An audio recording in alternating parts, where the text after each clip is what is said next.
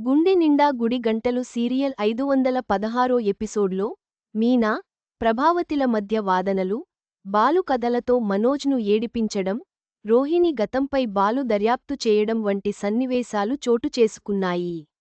గుండె నిండా గుడి గంటలు సీరియల్ ఈరోజు అంటే 516 ఎపిసోడ్ కాస్త సరదాగా, మరికాస్త సీరియస్గా సాగిపోయింది. వంట విషయంలో మీనా, ప్రభావతి మధ్య మరోసారి వాదన. అటు కొడుకు కోసం హాస్పిటల్కు వెళ్లిపోయి బాలుకు అడ్డంగా దొరికిపోయిన రోహిణి సీన్లు ఆసక్తి రేపుతాయి. కథలతో మనోజ్ను ఏడిపించిన బాలు గుండె నిండా గుడి గంటలు సీరియల్ మంగళవారం ఎపిసోడ్ మనోజ్ను బాలు కథలతో ఏడిపించే సీన్తో మొదలవుతుంది. మనోజ్, బాలు, సత్యం ఒకే గదిలో పడుకుంటారు. కింద పడుకున్న బాలు, మనోజ్కు నిద్ర లేకుండా చేయాలని అనుకుంటాడు. చిన్న కథ చెబుతానంటూ మొదలుపెట్టి వరుసగా కథలు చెబుతూ అతనికి నిద్ర లేకుండా చేస్తాడు.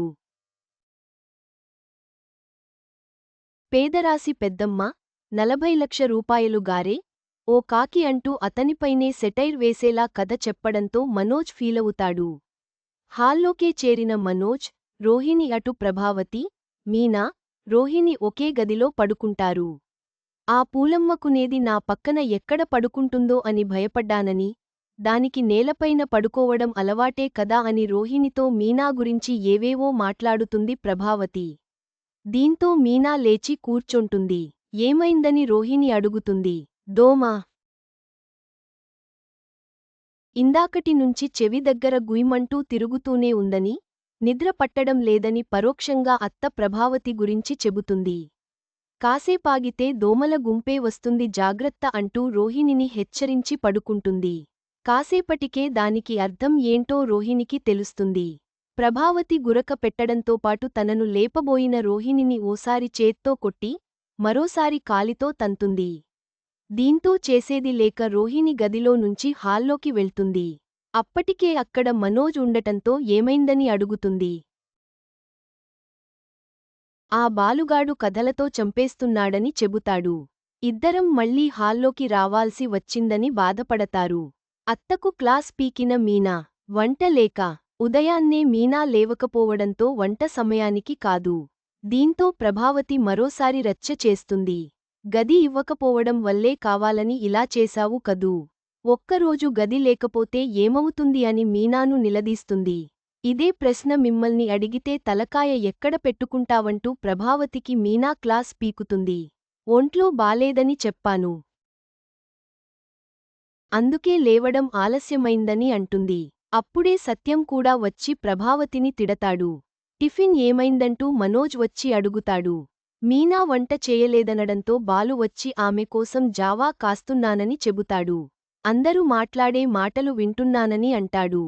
తర్వాత రవి, శృతి కూడా విషయానికి తెలుసుకొని మీనాను రెస్ట్ తీసుకోమని చెప్పి తాము రెస్టారెంట్లో తింటామని వెళ్ళిపోతారు.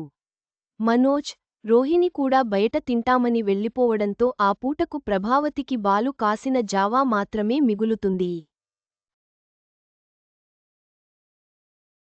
హాస్పిటల్కు బాలు, మీనా, చింటూకి యాక్సిడెంట్. ఆ తర్వాత మీనాను బాలు హాస్పిటల్కు తీసుకెళ్తాడు. అక్కడి డాక్టర్ ఆమెను చూసి మామూలు జ్వరమే, 2-3 రోజులు రెస్ట్ తీసుకుంటే సరిపోతుందని చెబుతుంది. తర్వాత ఇద్దరూ బయటకు వస్తుండగా చింటూని తీసుకొని రోహిణి వాళ్లమ్మ అక్కడికి వస్తుంది. అతనికి యాక్సిడెంట్ అయిందని చెబుతుంది. లోనికి తీసుకెళ్లిన తర్వాత అతనికి సర్జరీ చేయాలని డాక్టర్ చెబుతాడు. అది పూర్తయ్యే వరకు తాము అక్కడే ఉంటామని బాలు, మీనా చెబుతారు. దీంతో రోహిణికి ఈ విషయానికి ఎలా చెప్పాలో అని వాళ్ల అమ్మ కంగారు పడుతుంది. బయటకు వచ్చి రోహిణికి ఫోన్ చేసి చింటూ యాక్సిడెంట్ గురించి చెబుతుంది. బాలు, మీనా ఇక్కడే ఉన్నారని, వాళ్లు వెళ్లిన తర్వాత రమ్మని అంటుంది. రోహిణి హాస్పిటల్కు వెళ్లగానే అక్కడే ఉన్న బాలు, మీనా ఆమెను చూసి షాక్ తింటారు. ఎవరో తెలియకుండానే ఇంత కంగారు పడుతున్నావేంటని అడుగుతాడు. చింటూకి, రోహిణికి ఏదో సంబంధం ఉంది. అదేంటో మనం కనిపెట్టాలని మీనాతో అంటాడు.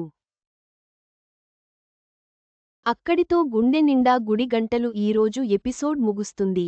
గుండె నిండా గుడి గంటలు సీరియల్లోని ఈరోజు ఎపిసోడ్ కథానాయికల మధ్య ఘర్షణలు, బాలు యొక్క కథలు మరియు రోహిణి గతంపై ఆసక్తికరమైన సన్నివేశాలతో ముగిసింది.